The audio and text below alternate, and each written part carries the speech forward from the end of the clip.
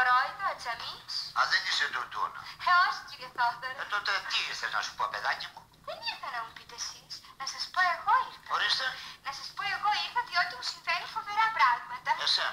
Μάλιστα. Κατά των ρούν των γεγονότων. Πώς το πες αυτό? Κατά των ρούν των γεγονότων, καταλαβαίνετε.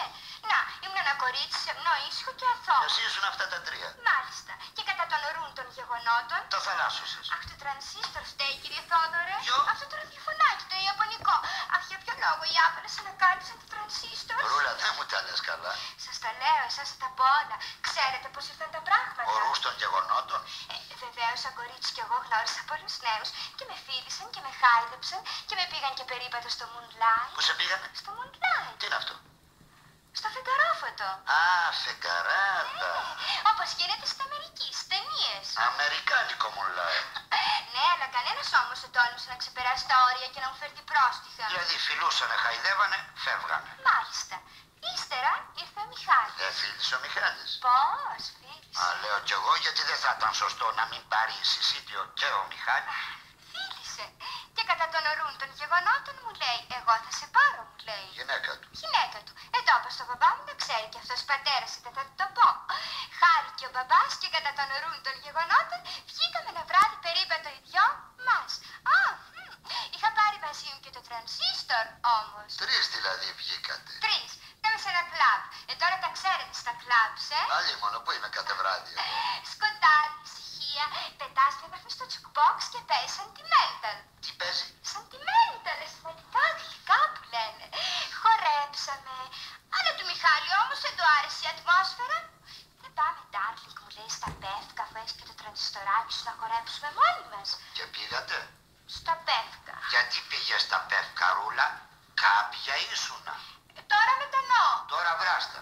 Λοιπόν, Να, μ' αγκάλιασε, ο Μιχάλης. με φίλησε, Ο Μιχάλης. με έσφιξα πάνω του Ο Μιχάλης. και άρχισε να μου μιλάει στα αυτή.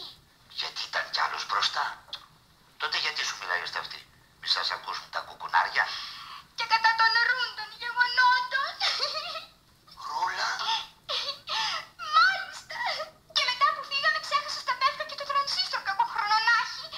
Πάει και το τρανζίστορ, Ρούλα. Πάει. Και ο ρούς των γεγονότων. Πάει κι αυτός, Ρούλα. Πάει. Τι σε έστειλε να σου πω ο πατέρας σου, παιδάκι μου? Πού τα ξέρω εγώ τα μουλάει, τα πεύκα και τα sentimental? Εγώ είμαι ακόμα στην πρώτη μικρή. Αλλά αφού θα σε πάρει, κομμάτια να γίνεις. Τι είναι?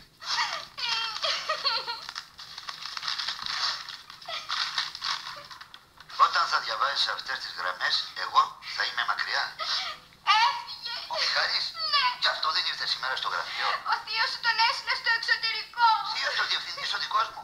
Τον ανιψιό του λέει τον προορίσει για σπουδαίο γάμο. Μα και οι θείοι κάνουν ατιμίες. Γιατί με κανένα τρόπο δεν θέλει να πάρει κοπέλα χωρίς πρίκα. Δεν τον φρενάρεις όμως από τον ρούν των γεγονότων? Όχι. Το δίκονο. Το δίκανο για μένα, κύριε Θόδωρο. Δεν για σένα ούτε για μένα. Για όλο τον κόσμο που οι κορίτσια και οι θείοι φυγαδεύουν τους παλιανθρωπάκους. Για τον Μιχάλη που λιγούρευε τη Χριστίνα και για όλους τους Μιχαλάκιες τους παλιανθρώπους. Δεν φταίει ο Μιχάλης. Φταίει. Γιατί αν ήταν τίμιος ύστερα από τον ρούν των γεγονότων, θα λέγε στο θείο του κάτσε στην πάντα και θα σε έπαιρνε. Και αυτόν έδιωχνε, ρε. Να κουβαλάει κάσες. Να ζαλωθεί σαν κι να σε ζήσει. Όχι μάθαμε τώρα ο ρούς των γεγονότων. Παίρνουμε ένα αεροπλάνο και ψάχνει εσύ, Ρούλα, να βρεις τον τρανζίστορ. Και ο Παντελής. Ο Μιχάλης έστειλε ένα φίλο του να το ειδοποιήσω τι έφυγε. Ρε φουκαρά, Παντελή, και την έστειλε να την ενημερώσω. Τι να ενημερώσω? Το ρεζίλι του δάσους? Ελάτε, κύριε Θόδωρη, τι φταίω εγώ. Φταίς. Που σας έδωσε ο Θεός σε ένα μυαλό και όταν βρείτε sentimental και Μιχάλητες το ξεχνάτε στο σπίτι. Με ραδιόφωνο έπαιζες, παιδάκι μου. Δεν το ξέρεις ότι έχει κεραία?